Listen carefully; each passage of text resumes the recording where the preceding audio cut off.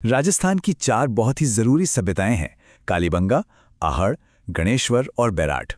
अब दिक्कत यह है कि अक्सर इन सब के नाम और इनकी बातें दिमाग में एक खिचड़ी सी बन जाती हैं। कंफ्यूजन होना तो लाजमी है। और कंफ्यूजन का सबसे बड़ा उदाहरण ये सवाल। एग्जाम्स में ये सवाल न जाने कितनी बार आता है। असली ताम्रवती नगरी कौन सी थी, आहड़ थी या गणेश्वर? बस यहीं आकर मामला अटक जाता है। लेकिन चिंता की कोई बात नहीं, आज इसी उलझन को जड़ से खत्म करेंगे। तो एक काम करते हैं, आज के लिए किताबों को साइड में रख देते हैं। आज हम कोई स्टूडेंट नहीं हैं, बल्कि हम सब हैं हिस्टोरिकल डिटेक्टिव्स। एक जासूस की नज़र से इन जगहों को देखेंगे। समझ लीजिए हमारी एक डिटेक्टिव एजेंसी है और ये चार सभ्यताएं, ये हैं हमारी चार मिस्ट्री केस फाइल्स, जिन्हें आज हमें सॉल्व करना है। तो फिर ये रहा हमारी आज की इन्वेस्टिगेशन का पूरा प्लान। हमारी केस फाइल्स हैं काली चूड़ियों का केस, तांबे के व्यापारियों का केस, तांबे के सिंडिकेट का केस और आखिर में टाइम ट्रैवलर का केस। चलिए एक एक करके इन सभी मामलों की तह तक चलते हैं। तो चलिए अपनी पहली केस फाइल खोलते हैं।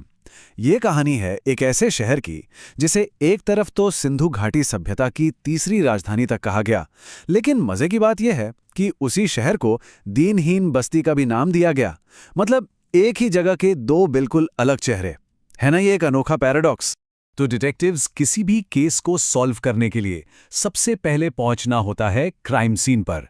हमारी लोकेशन है हनुमानगढ़ जिला, घग्गर नदी के किनारे, जो कभी प्राचीन सरस्वती और दृश्यवती हुआ करती थी।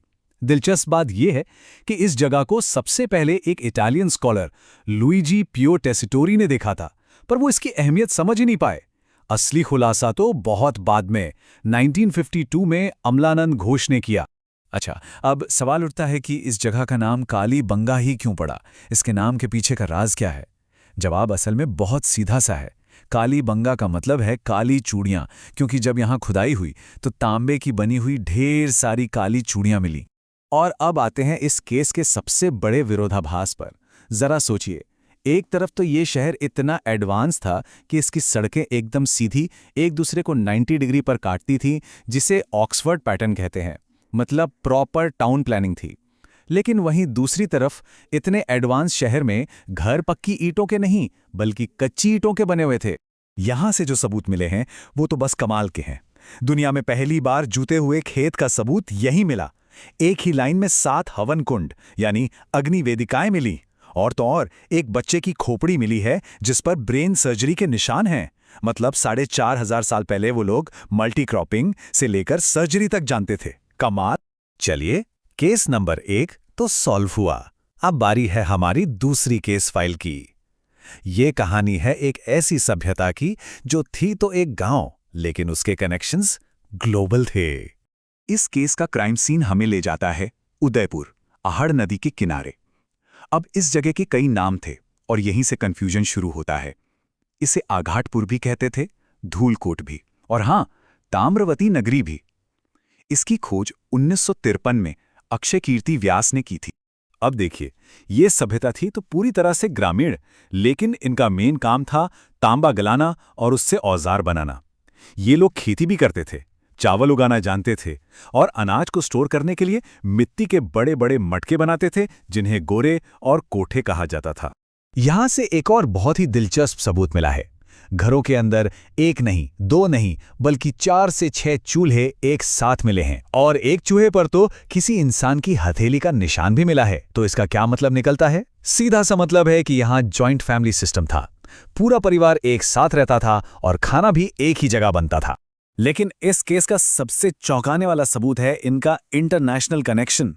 यहां से 6 तांबे के सिक्के मिले हैं और उनमें से एक पर ग्रीक गॉड अपोलो की तस्वीर है।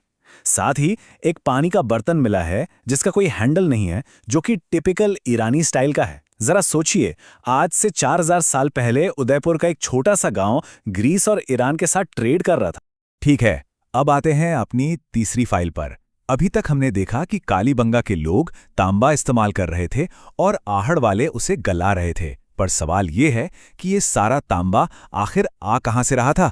इस पूरे कॉपर सिंडिकेट का मास्टरमाइंड था गणेश्वर। इसका क्राइम सीन है सीकर जिले में, कांतली नदी के किनारे। और इसके जो निकनेम हैं वो इसकी अहमियत बताते हैं। इसे ताम्रयुगीन सभ्यताओं की जननी कहा जाता है, यानी mother of copper age civilisations, और पुरातत्व का पुष्कर भी कहते हैं। इसकी खोज 1972 में आरसी अग्रवाल ने की थी। अब यहाँ का सबसे बड़ा सुराग, सबसे बड़ा सबूत क्या है? वो है यहाँ मिले तांबे के औजारों की प्योरिटी। इनमें 99% शुद्ध तांबा है। इसका मतलब कोई मिलावट नहीं। ये लोग सिर्फ तांबा सप्लाई करते थे, उसमें कुछ मिलाते नहीं थे। माल सीधा खेतड़ी की माइन से आता था और यहीं से आगे भेजा जाता था। और इनकी इंजीनियरिंग का लेवल देखिए। ये एक ऐसा शहर था जहां ईंटों का इस्तेमाल जीरो था। बिल्कुल नहीं। घर हो या फिर बाढ़ से बचने के लिए बनाए गए डैम, सब कुछ सिर्फ और सिर्फ पत्थरों से बनाया गया था। यहां से हजारों की तादाद में तांबे के औजार मिले हैं, जैसे तीर, भाले, चूड़ियां। लेकिन जो सबसे इंटरेस्टिंग चीज मिली है वो है मछली पकड़ने के कांटे। अब इससे क्या पता चलता है? इससे ये पता चलता है कि उस जमाने में कांतली नदी आज की तरह सूखी नहीं थी, बल्कि साल भर बहने वाली नदी थी। तो अब तस्वीर साफ है। गणेश्वर सिर्फ एक बस्ती नहीं, बल्कि एक बहुत बड़ा इंडस्ट्रियल हब था, जो हड़प्पा जैसी बड़ी बड़ी सभ्यताओं तक को कॉपर सप्लाई करता था। और अब हमारी आखिरी और शायद सबसे दिलचस्प केस फाइल। ये कहानी एक ऐसी जगह की है जो किसी टाइम कैप्सूल से कम नहीं। एक ही जगह पर आपको इतिहास के अलग अलग दौर की परतें एक साथ मिल जाती हैं। बात हो रही है बैराट की, यानी प्राचीन विराटनगर की। ये जगह महाभारत काल में मत्स्य महाजनपद की राजधानी थी। वही जगह जहां पांडवों ने अपना अज्ञातवास का 1 साल बिताया था। पर कहानी यहीं खत्म नहीं होती। इसके बाद मौर्य काल में सम्राट अशोक ने इसे एक बड़ा बौद्ध सेंटर बनाया। फिर यहां इंडो ग्रीक राजाओं का भी राज रहा, और आखिर में माना जाता है कि हूणों के आक्रमण ने इस शहर को तबाह कर दिया। और यहां मिले सबूत हर दौर की गवाही देते हैं। मौर्य काल का सबसे बड़ा सबूत है अशोक का भाब्रू शिलालेख, जिसे कैप्टन बर्ट ने खोजा था। यहीं पर भारत का सबसे पुराना गोल बौद्ध मंदिर भी मिला है। और फिर आता है इंडो ग्रीक दौर का सबूत। एक ही बर्तन के अंदर कपड़े में लिपटे हुए 36 चांदी के सिक्के मिले, जिनमें से 16 सिक्के फेमस ग्रीक राजा मिनांडर के थे। तो इसी के साथ हमारी चारों केस फाइल सॉल्व हो चुकी हैं। अब वक्त है एक फाइनल रिपोर्ट तैयार करने का, ताकि इन चारों को लेकर आइंदा कोई कंफ्यूजन न रहे। तो हमारी इन्वेस्टिगेशन की फाइनल रिपोर्ट ये कहती है, कालीबंगा वो एडवांस शहर जहां जुता हुआ खेत मिला पर घर कच्ची ईंटों के थे।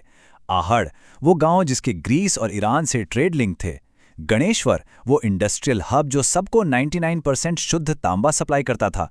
और बैराट वो टाइम कैप्सूल जहां महाभारत, मौर्य और ग्रीक सारे जमाने एक साथ मिलते हैं। तो हमारी ये जांच तो यहीं खत्म होती है, पर यह एक बड़ा सवाल छोड़ जाती है। अगर सिर्फ ये 4 जगहें अपने अंदर इतने सारे राज, इतनी सारी कहानियां छुपाए हुए हैं, तो जरा सोचिए राजस्थान की इस धरती के नीचे और न जाने कितने अनसुलझे रहस्य दबे होंगे, जो बस अपने खोजे जाने का इंतजार कर रहे हैं।